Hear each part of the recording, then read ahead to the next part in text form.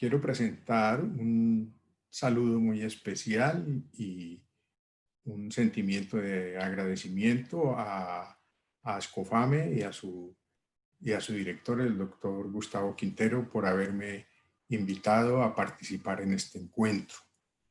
Yo me llamo William Reyes Serpa, soy el decano de la Facultad de Ciencias de la Salud de la Universidad de Santander y participo como miembro suplente de la Junta Directiva de Ascofame. De un momento a otro nos sorprendió una de las peores crisis sanitarias del planeta, que afectó severamente la salud y la vida de los seres humanos.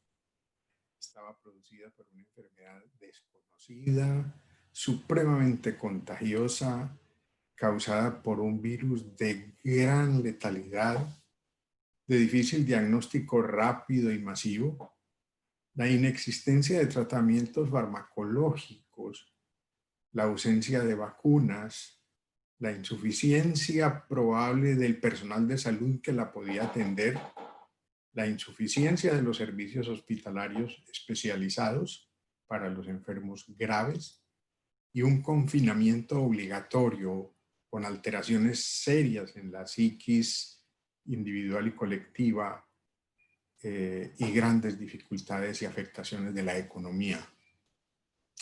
La vida en la sociedad se transformó completamente por el financiamiento, por el confinamiento obligatorio. Se perdieron muchos puestos de trabajo.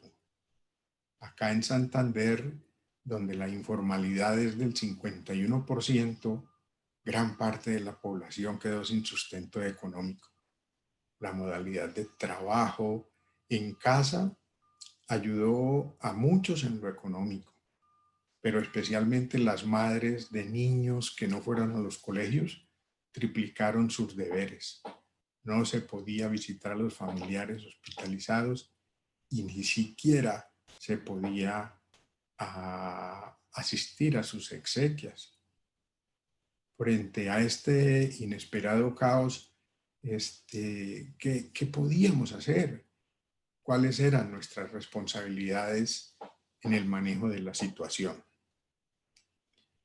Obviamente la Facultad de Ciencias de la Salud y la Escuela de Medicina de la UDES tuvieron que atender, como todas las facultades y escuelas de medicina del país, tres aspectos de la crisis. Primero, adaptarse rápidamente a la nueva realidad, que obligaba a pasar de la enseñanza presencial a la totalmente virtual, acatando la nueva normatividad del país que había sido declarado en emergencia económica y social ante la pandemia y que restringía el ingreso de los estudiantes a los escenarios clínicos y de laboratorio. El confinamiento fue total. El segundo punto que teníamos que atender era la protección de la salud de nuestra comunidad académica. Y la tercera obligación era ofrecer a las autoridades municipales, departamentales y nacionales, pues toda la experiencia y capacidades institucionales de nuestro talento humano, con el fin de colaborar en la orientación para la toma de decisiones y la ejecución de las acciones necesarias para contener la pandemia. Mientras esto sucedía, mientras escogíamos los 3 decanos de Bucaramanga una ruta para la resolución de temas comunes, Ascofame asumió un importante liderazgo, concentró la información de los decanos del país y asumió como líder y vocera autorizada por las facultades y escuelas de medicina para hacer presencia como asesora en los ministerios de salud y educación en el manejo de la pandemia. A esto le siguió todo lo relacionado con la protección de la comunidad académica mediante la elaboración de protocolos de bioseguridad que, consultando las orientaciones de la Organización Mundial de la Salud, el CDC, la Asociación Colombiana de Infectología, el grupo G7 de Medellín, que es un grupo de varias universidades que trabajan de manera conjunta, y Ascofame, para compartirlos con los hospitales y clínicas, estos protocolos donde continuaron rotando nuestros internos y residentes, y con nuestras universidades, puesto que deberíamos darle este soporte también a ellas. Se hizo énfasis en el tipo de elementos de protección personal que deberían tener los profesionales y trabajadores de la salud según el nivel de riesgo, y se les proporcionaron de manera gratuita por parte de las universidades. Recuerden ustedes que hubo al principio una crisis en esto de los elementos de protección personal.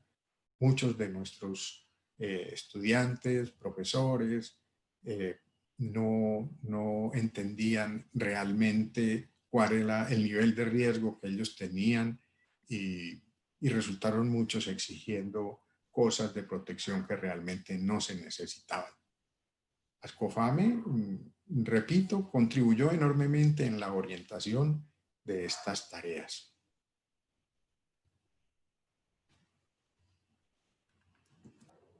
El cambio del modelo educativo de presencial a totalmente virtual de manera inmediata nos tomó de sorpresa. La diapositiva muestra cómo el virus apartó a la gente del espacio público. Las ciudades quedaron vacías. Implicó entonces un esfuerzo muy grande, la capacitación y adaptación de los profesores y los estudiantes a las nuevas plataformas educativas, y a establecer planes de capacitación pedagógica para que los profesores pudieran trabajar en este tipo de enseñanza. Al principio se presentaron muchas críticas por el brusco viraje hacia la educación totalmente virtual. Los profesores, algunos profesores, no aceptaban que la enseñanza de la medicina fuera totalmente virtual. Todos acudían a aquel famoso, aquella famosa frase, aquel famoso principio, en el sentido de que la medicina es una carrera eminentemente teórico-práctica, y los profesores chocaron con este método que se nos imponía. La flexibilidad estuvo muy poco presente en estos momentos en nuestras universidades. Los alumnos tenían dificultades con los profesores que no estaban suficientemente capacitados, y por lo tanto no tenían unas buenas exposiciones, no tenían en un porcentaje importante, no tenían la suficiente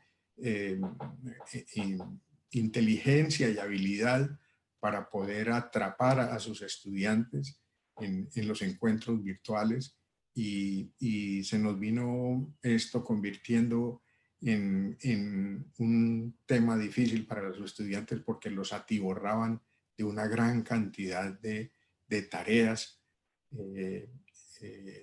que obviamente distraían o ocupaban el tiempo muy importante que los estudiantes deberían dedicar no solamente al estudio, sino también a las otras cosas de la vida diaria. Y dentro de esa inexperiencia de algunos profesores, empezaron a calificar mal a los estudiantes, a no aceptar si llegaban tarde a las plataformas, a no atender las excusas por falta de conectividad, etc. Y a no tener presente las dificultades de Internet, sobre todo para los alumnos de zonas rurales. En últimas, esto creó una desconfianza en el nuevo sistema de enseñanza que pensaban los estudiantes podría llevarlos a la pérdida del semestre. Y una nueva reglamentación enfrentamos también en los procesos nacionales de acreditación y de registro calificado. A estas dos cosas tuvimos que hacerle frente con la participación pues, de nuestros profesores en las capacitaciones, etc. El mayor reto que se presentó para nosotros fue mantener el semestre. El semestre no se podía perder, inclusive se discutió en Ascofame. Debíamos en cualquier forma y con la mayor calidad que nos fuera posible sostenerlo, porque la educación médica no se podía parar. Es decir, suspender un semestre en educación médica tendría unos costos a futuro grandísimos en la medida en que íbamos a tener un hueco muy grande en la formación constante del talento humano que necesita el país para la prestación de los servicios profesionales. Para los profesores, la capacitación pedagógica en la utilización de los medios educativos y en los medios de enseñanza fue importante educarlos y más que educarlos, perfeccionarlos y buscar en ellos el enfoque de un perfil de profesor no atado a las condiciones anteriores de docencia, sino a lo que se nos presentaba como una novedad. Las habilidades blandas fueron pues tan promocionadas, fueron muy difíciles de tratar de desarrollar en lo virtual porque pues no se ve al estudiante y se trabajó pues en la inducción de los estudiantes a la elaboración de trabajos abiertos dirigidos obviamente por los profesores, al aprendizaje basado en problema y a las habilidades blandas, como se han llamado la comunicación, la empatía, el trabajo colaborativo y la humanización, obviamente dentro de lo que se podía hacer en esta modalidad virtual. Se recurrió también a la búsqueda y análisis de material audiovisual, como las ayudas que se estaban prestando y pasando en todas las redes. En el tema de calidad de educación médica nos reunimos con todas las personas, todas las organizaciones que nos invitaron a participar de esto de la educación en la pandemia. Y al tiempo les aseguramos a los estudiantes que a pesar de que la educación estaba totalmente virtual, nunca se iban a perdonar, no, se iban a mirar de soslayo las prácticas formativas a la cabecera del paciente y que se cumplirían tan pronto el gobierno y los hospitales no lo permitieran. Hubo indecisión también, como les decía al principio, por parte de algunos profesores que no aceptaron esta realidad. Aferrados a la vida sin pandemia, pues los padres de familia también sufrieron por múltiples razones la posibilidad de sus hijos de infectarse, el argumento de haber pagado un semestre en la universidad, se les estaba cambiando un semestre que era teórico, práctico, se les estaba cambiando por uno solamente virtual. Y esto no garantizaba la calidad del aprendizaje de sus estudiantes. Por eso algunos de ellos señalaron que el semestre se debía suspender, por lo menos rebajar el 50% de las matrículas. En esto tuvimos que hacer reuniones con los padres de familia de nuestros programas y algunos estudiantes pues tuvieron indecisión también porque sobre todo, creo yo, estuvieron temerosos de no aprobar los cursos. Y en fin, todas estas circunstancias de todos modos se fueron superando con el tiempo. Y el otro Y el otro tema que fue de problema fue la gobernanza. Al principio de la crisis se observó una dificultad grande con la organización de la respuesta a la crisis.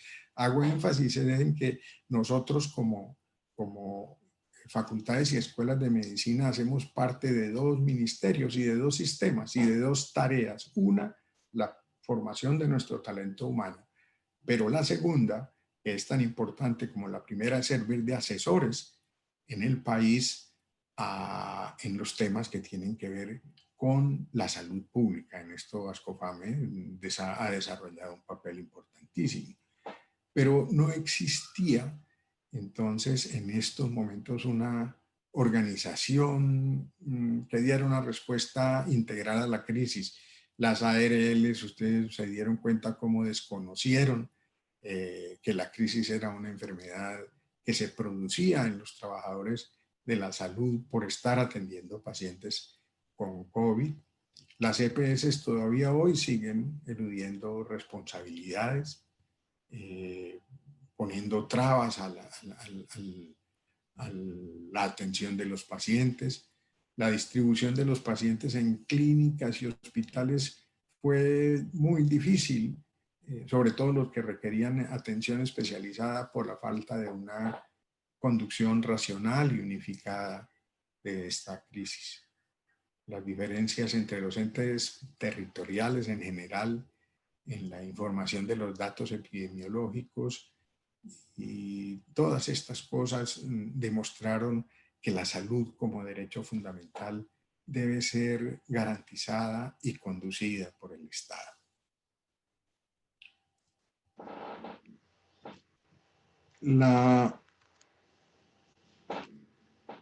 Las soluciones que planteamos.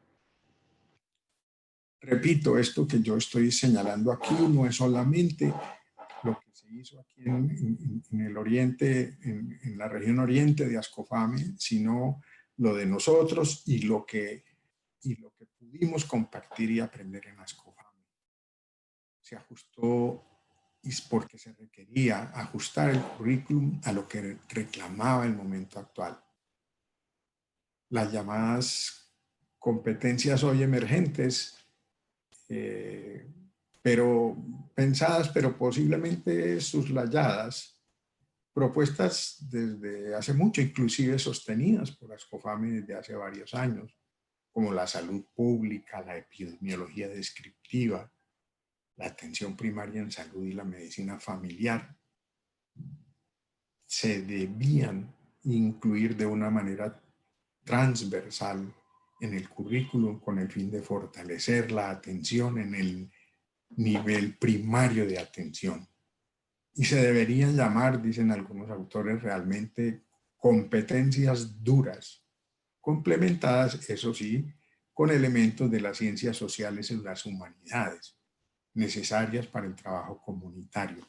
Repito, no como un añadido al currículum, sino porque quien va a trabajar en la comunidad necesita de elementos de las ciencias sociales y de las humanidades para poder trabajar allí, para entender cómo se ingresa, se trabaja con una comunidad. Lo primero que se debió afrontar fue la recuperación de las prácticas, o que se debe pues, afrontar es la recuperación de las prácticas que se desarrollan con pacientes, eso sí, cuando la situación epidemiológica lo permita y en paralelo con lo anterior, empezar las transformaciones curriculares que se requieren en los modelos de enseñanza, aprendizaje, relacionados con la pertinencia de los sitios de práctica. Me referiré un poco más adelante. Mirar la extensión y contenido de los cursos a impartir, mirar la evaluación del aprendizaje, los medios educativos, el perfeccionamiento pedagógico de los profesores y el acompañamiento permanente a los estudiantes mediante programas de bienestar universitario. El tema de la calidad implica que lo que se enseña y aprende debe servir para resolver los problemas de la sociedad, perdón. La definición de competencias se debe hacer a partir de las necesidades sociales y establecer un balance entre la proporción de los conocimientos que se deben impartir para alcanzar estas competencias. Un diseño curricular que mantenga lo innegociable del currículum anterior, pero que prepare al estudiante para enfrentar los retos del futuro mediante un aprendizaje adaptativo. Un médico que aprenda cómo actuar en las comunidades, cómo ganarse su confianza, cómo ayudarles a resolver los problemas, cómo convertirse pues, en su líder, en un líder comunitario creíble. La transformación curricular requiere la utilización de diferentes escenarios de práctica. También es algo que estamos discutiendo desde hace tiempo, pero que la pandemia lo demostró en la medida en que la mayor concentración del cuidado y recursos se dedicaron a los hospitales y de alta complejidad, a las unidades de cuidado intensivo, que era necesario, pero que demuestra la pandemia que se requiere trabajar en el nivel primario, porque no hicimos cosas importantes o no entendimos cosas importantes y tan sencillas como la prevención, la promoción de la salud. Se debe entonces reforzar el tema de la enseñanza en el nivel comunitario y dosificar exactamente qué es lo que se debe aprender en el gran complejo hospitalario. Yo no estoy señalando que eso no se deba hacer, pero eso tiene que tener una medida que sea compatible con el entrenamiento clínico en el primer nivel o en el nivel primario de atención. Se erige entonces en estos momentos como un ideal demostrado por la pandemia una formación suficiente en los escenarios clínicos comunitarios. Otra cosa importante es el proceso de evaluación de competencias que debe revisarse. Hoy la información en salud y la información de lo que se quiera, información está a la mano, está en el teléfono celular. Y aunque la memorización es importante, ella no puede seguir siendo el centro de la evaluación del aprendizaje.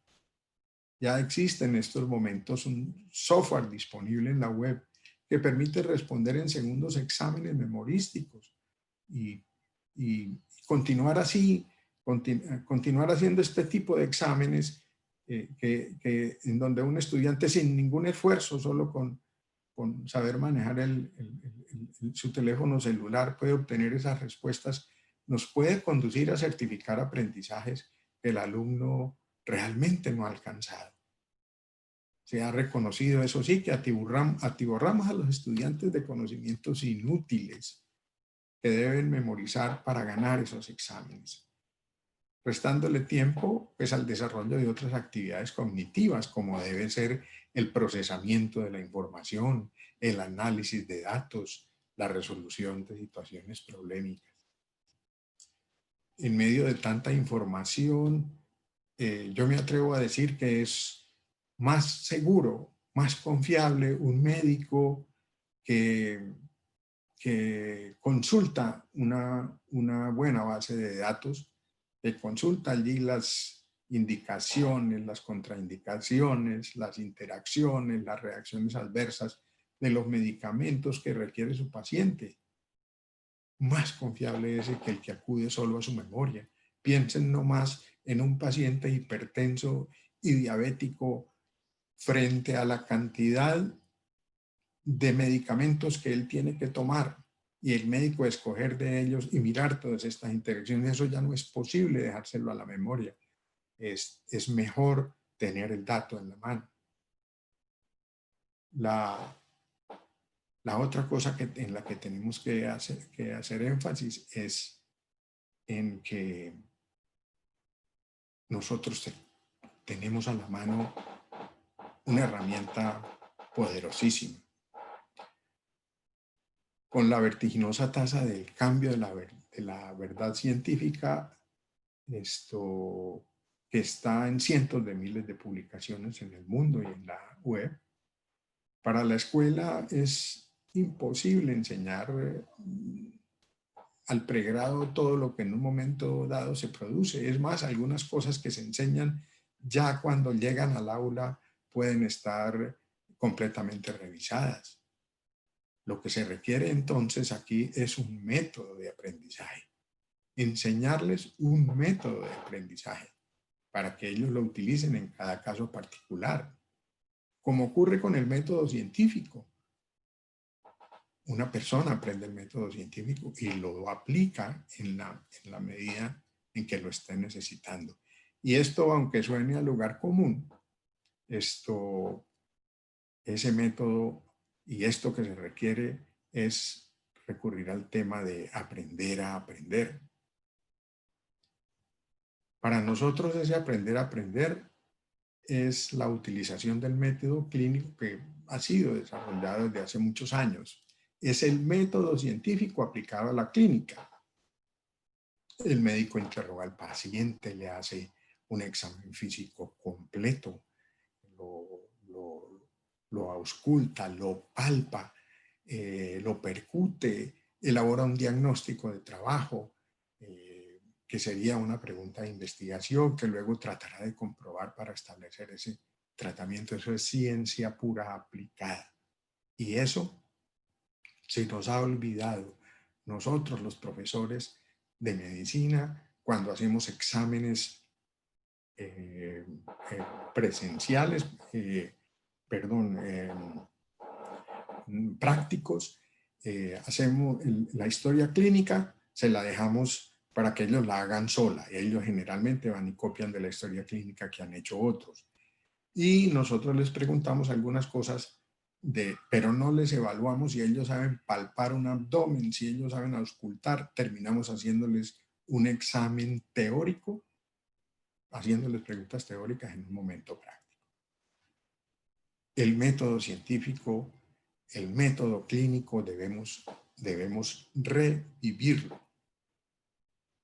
Con respecto a la investigación, tenemos que, y es una propuesta que yo hago, que hacemos desde Bucaramanga, avanzar en la investigación educativa en medicina.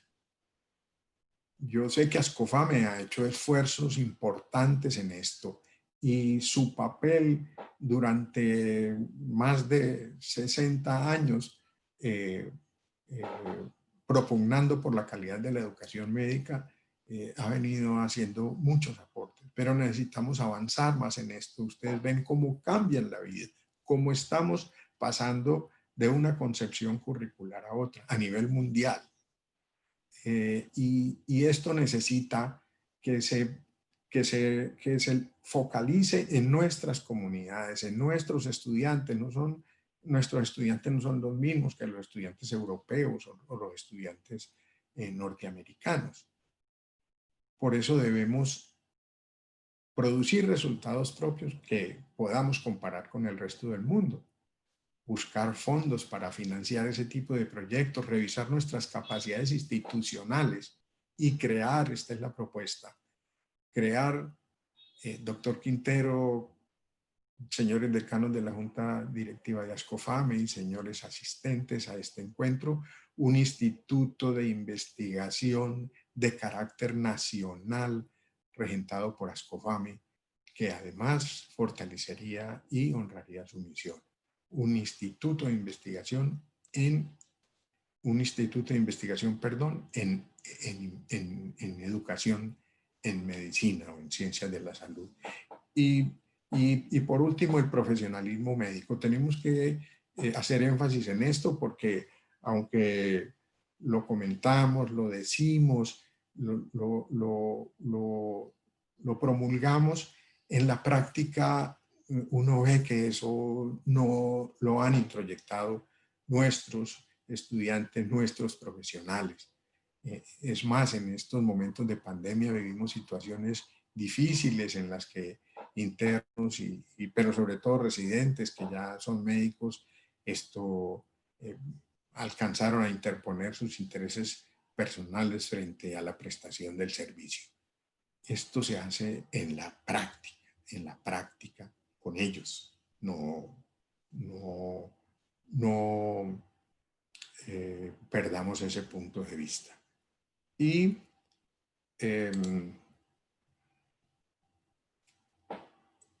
por último, vamos a hablar un poco del mensaje.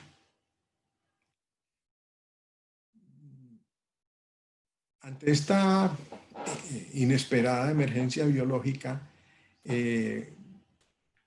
nos tuvimos que preocupar por la necesidad de preparar a nuestros médicos para que respondieran a ella de una manera pues rápida, eficiente y coordinada, con base en equipos de educación interprofesional, con el fin de fortalecer las capacidades locales, nacionales e internacionales, pues para responder de una manera eficiente e intersectorial a la solución de la crisis.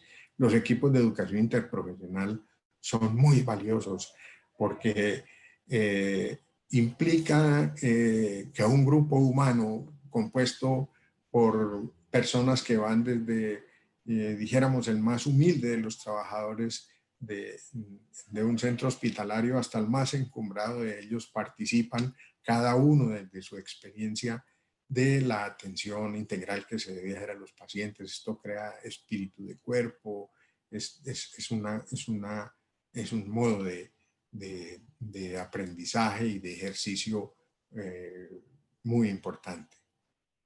Aprendimos también que el sistema de salud no funciona en forma adecuada, que son dispersos, que no están articulados y que no están al día en sus obligaciones financieras. En vez de disminuir los riesgos de enfermar, ellos se dedicaron más bien a la contención de los costos de la atención. Algunas EPS. La provisión de servicios de salud, de otro lado, debe estar, como ya lo he venido recalcando, en manos del Estado. En últimas, pues él es quien debe garantizar el derecho a la vida por mandato constitucional. Se demostró, y este es el mensaje que debe quedar de estas apreciaciones, que la promoción de la salud y la prevención de la enfermedad son medulares en el manejo de la salud comunitaria y en la coordinación para la provisión de servicios. Una publicación de JAMA en agosto, el American Journal de la Asociación Médica, en agosto de este año, firmado por la doctora Catherine Lucey, profesora de la Universidad de San Francisco. Fíjense, cito esta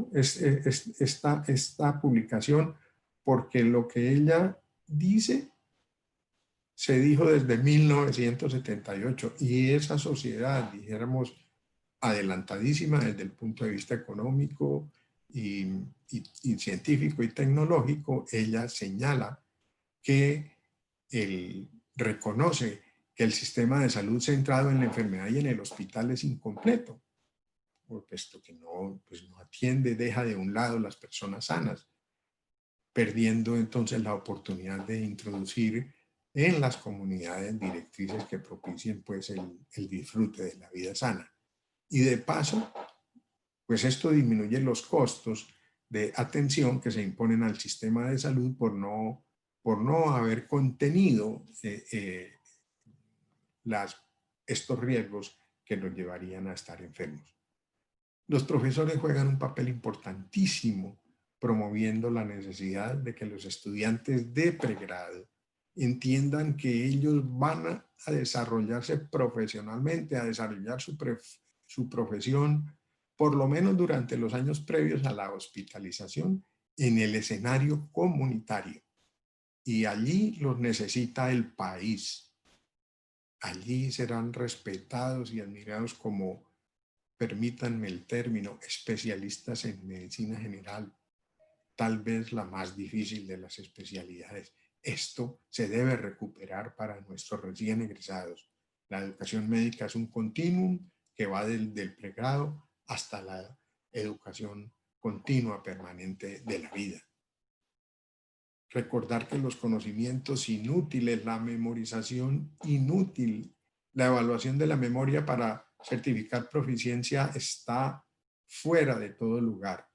La tecnología lo hace mejor y está al alcance del celular, para no hablar de los avances tan importantes que se han hecho en inteligencia artificial. Esto nos lo demostró la pandemia.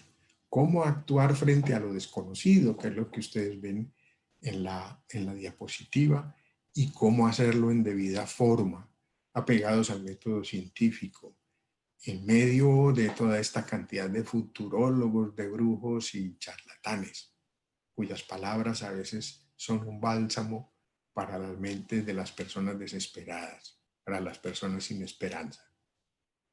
Y que la educación a distancia tiene cosas positivas, puesto que sumerge al estudiante en el uso de la tecnología que utilizará en su vida profesional, y porque lo pone de frente a la medicina del futuro en la era digital, la medicina predictiva, preventiva, participativa y personalizada. Era lo que les quería decir. Muchas gracias.